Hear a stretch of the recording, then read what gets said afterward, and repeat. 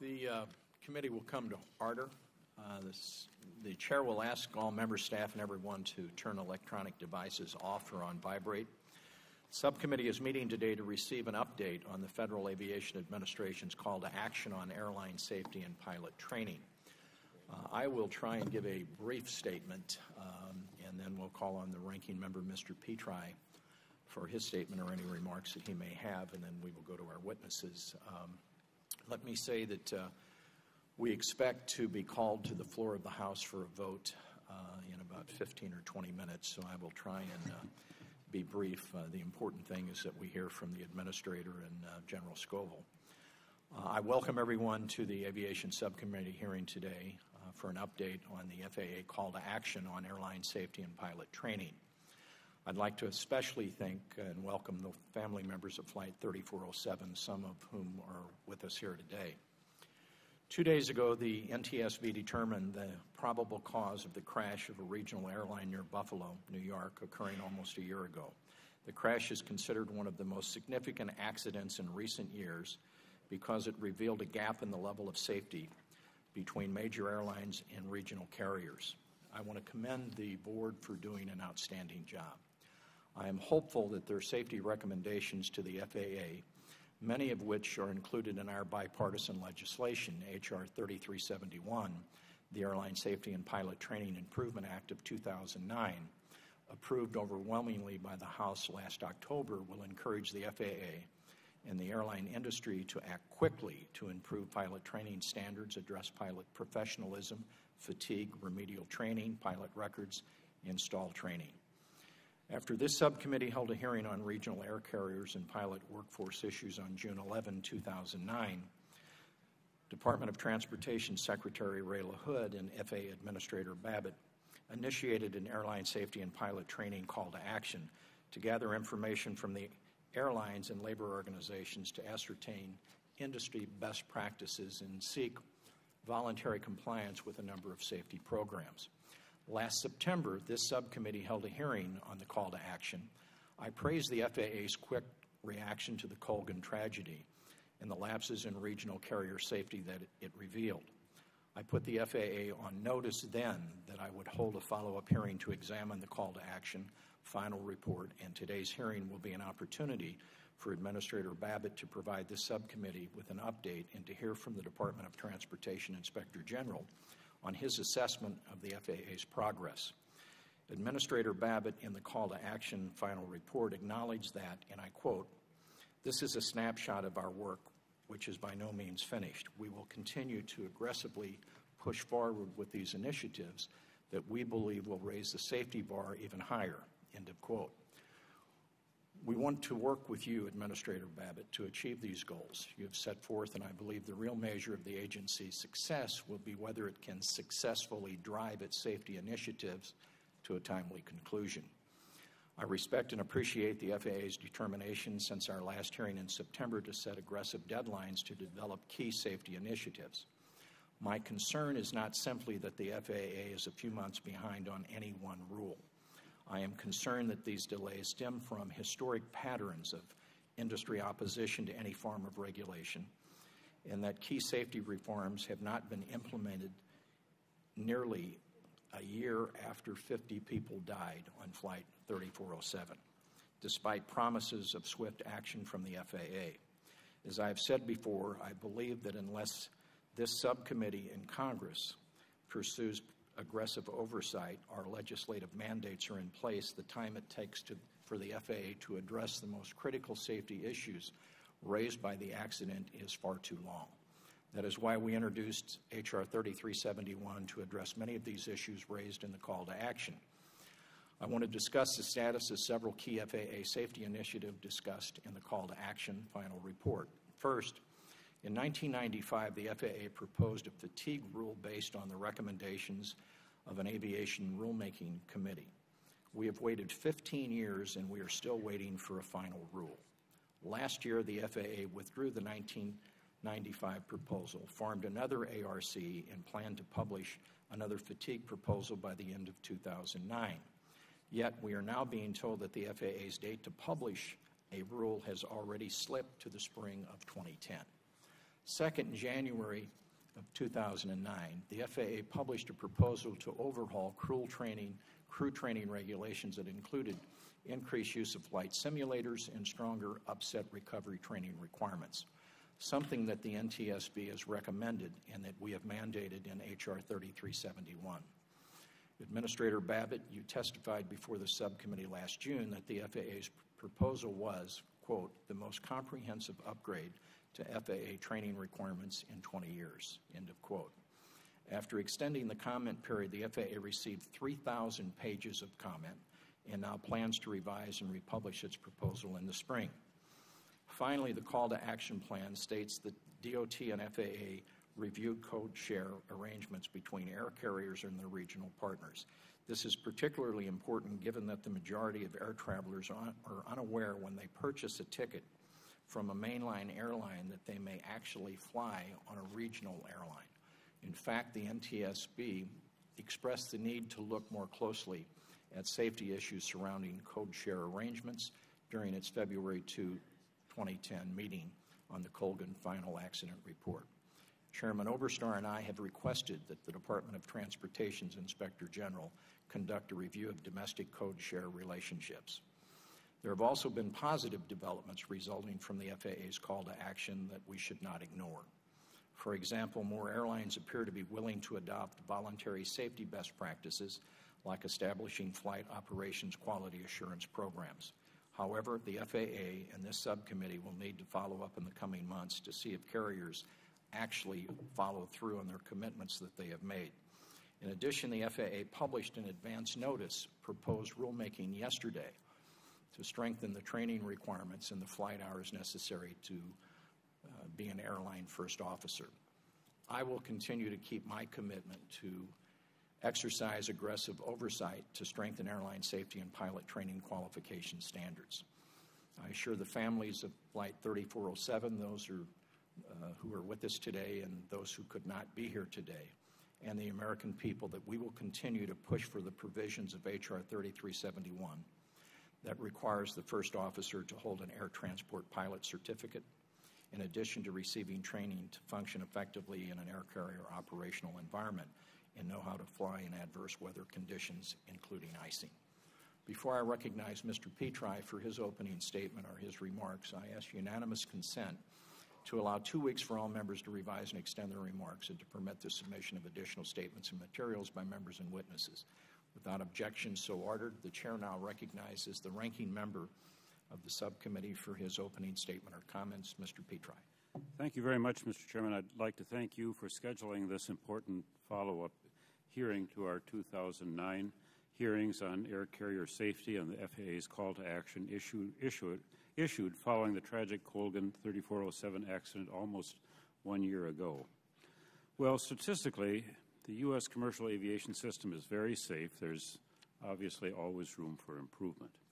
With today's hearing, we continue our focus on the common goal of improving our safety record.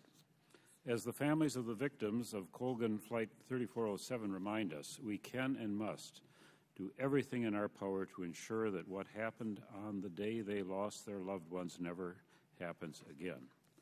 I believe we're all committed to that shared goal. In the aftermath of the Colgan accident, this subcommittee explored many issues related to safety of the airline system with special emphasis on regional air carriers.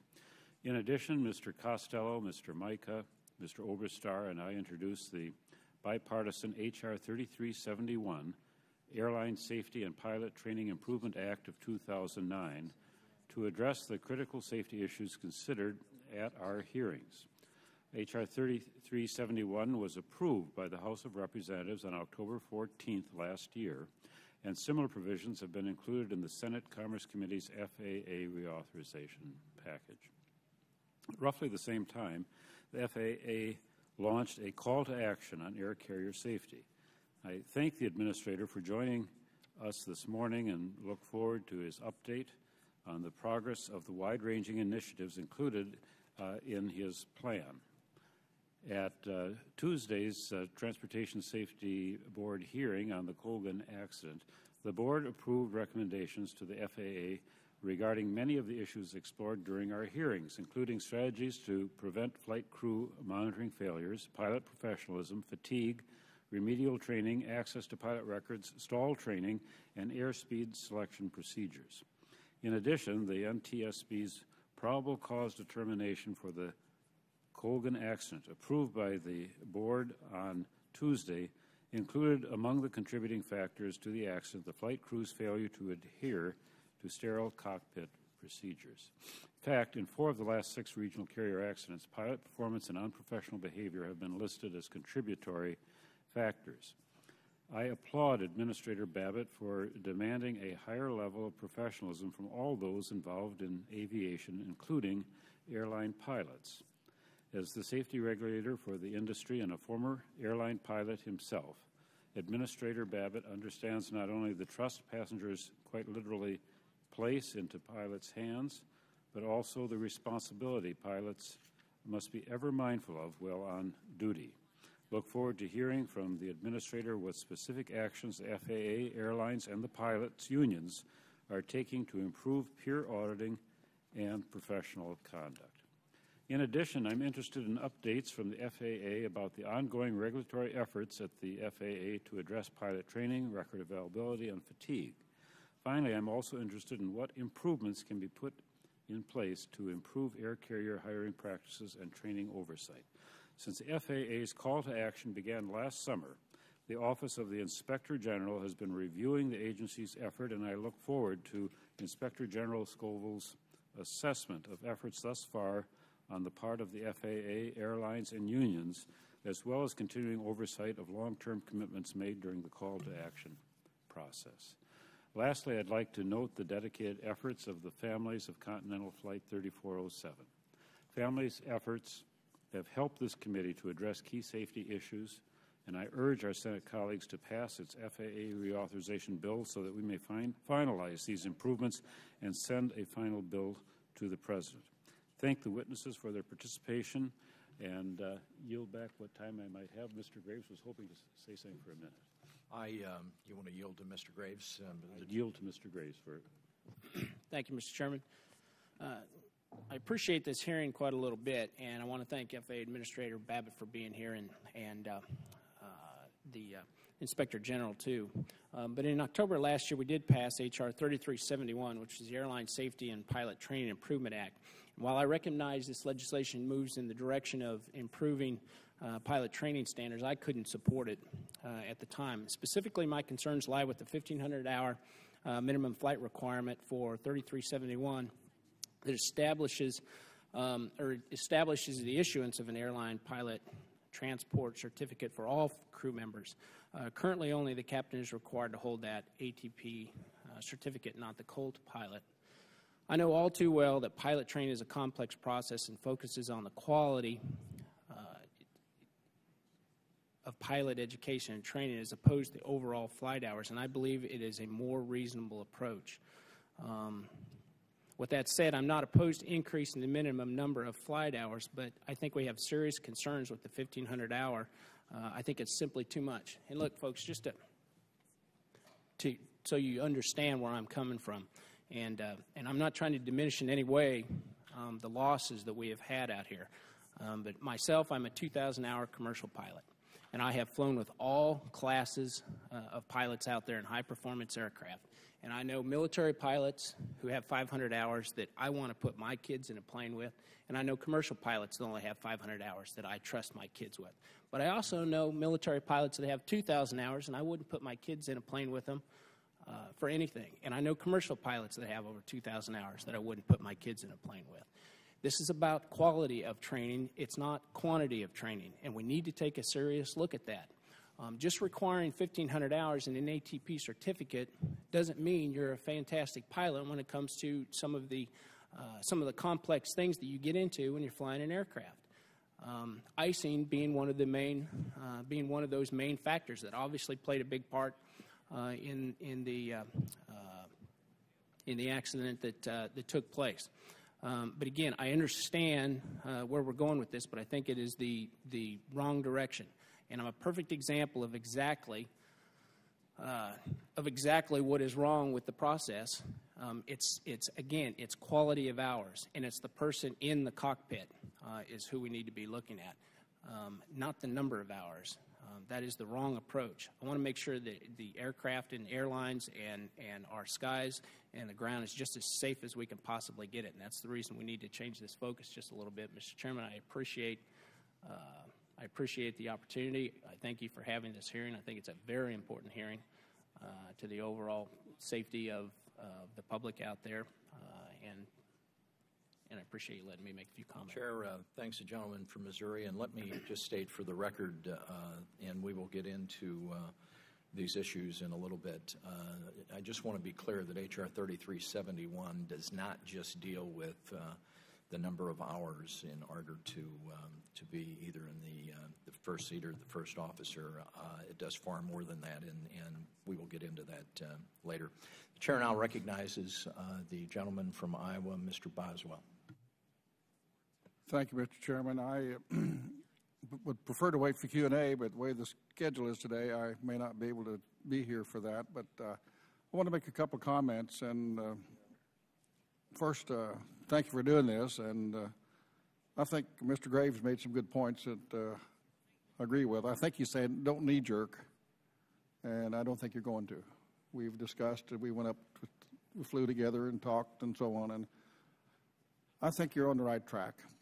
I think we got to leave flex room. I don't want to push, for example, general aviation back because of us going too far, too fast, and so on. We got to walk. We got to walk through this, and I think that's what you intend to do. And depending on how they accumulate the experience, we all know it makes a lot of difference.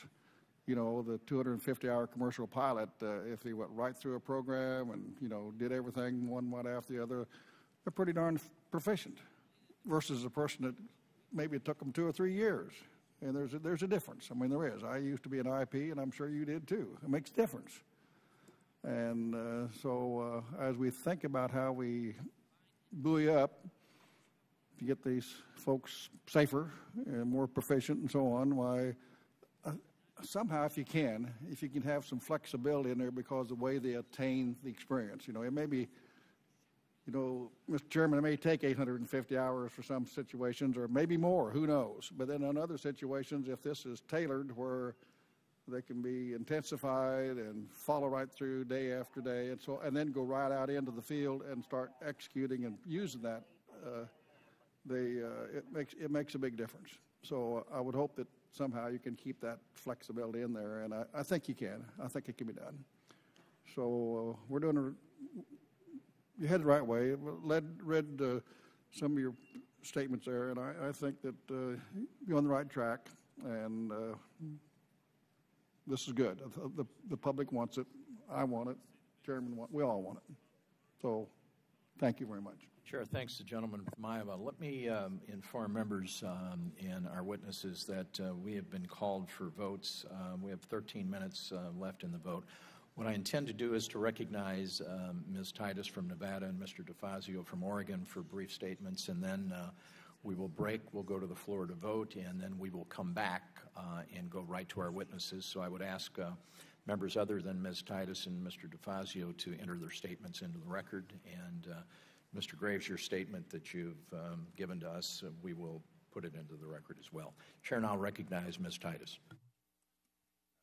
Well, thank you very much, Mr. Chairman. I'd just like to begin by saying how pleased I am to be able to join this important subcommittee. Tourism is a critical part of Southern Nevada's economy, and ensuring safe and efficient travel at McCarran Airport and around the country is just critical to our tourism industry and our local economy. And that's why it's important for me to serve on this committee. So I look forward to working with our members to ensure that civil aviation is safe and that the aviation community in Las Vegas has the resources that it needs to shuttle tourists and visitors. We like them coming to Las Vegas back and forth. Today's hearing is critical as we work to reassure these travelers that federal government is doing everything possible to enhance aviation safety.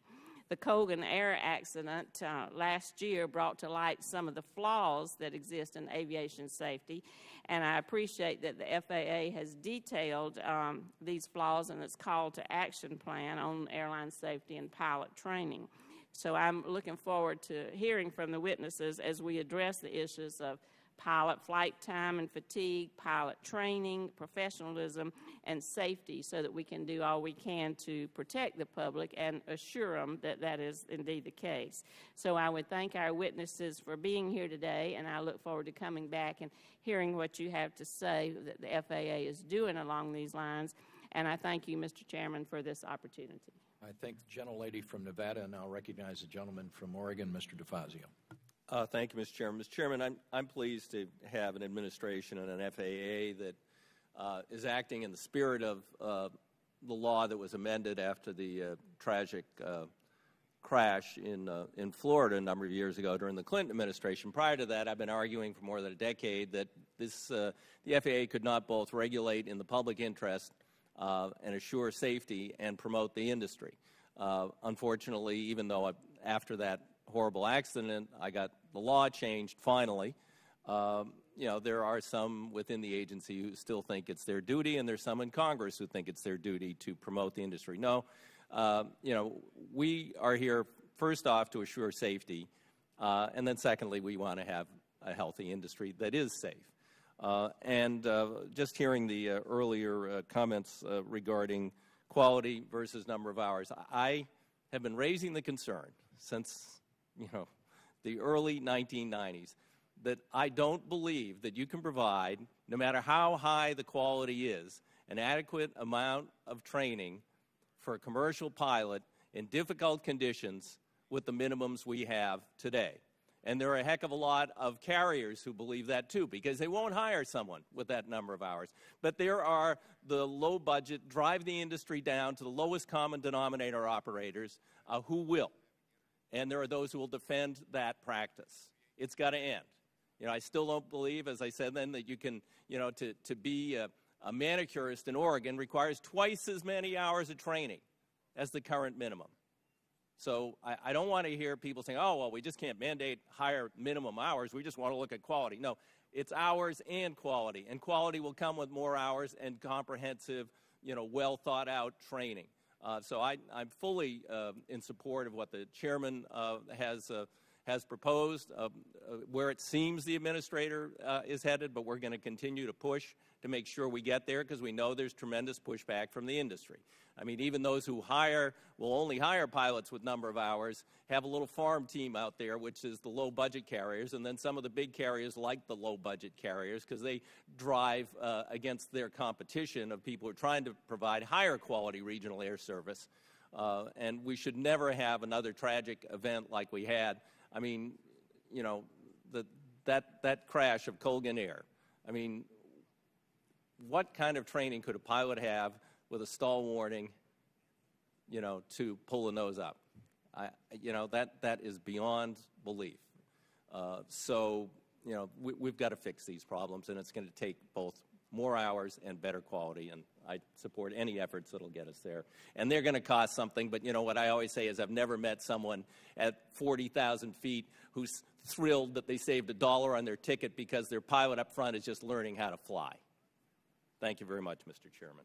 I thank the gentleman, and the gentleman's point is well taken, and the point that I made that our bill, H.R. 3371, just does not deal with increased number of hours. It deals with a comprehensive pre-employment screening and a lot of other things. So I appreciate the gentleman's comments.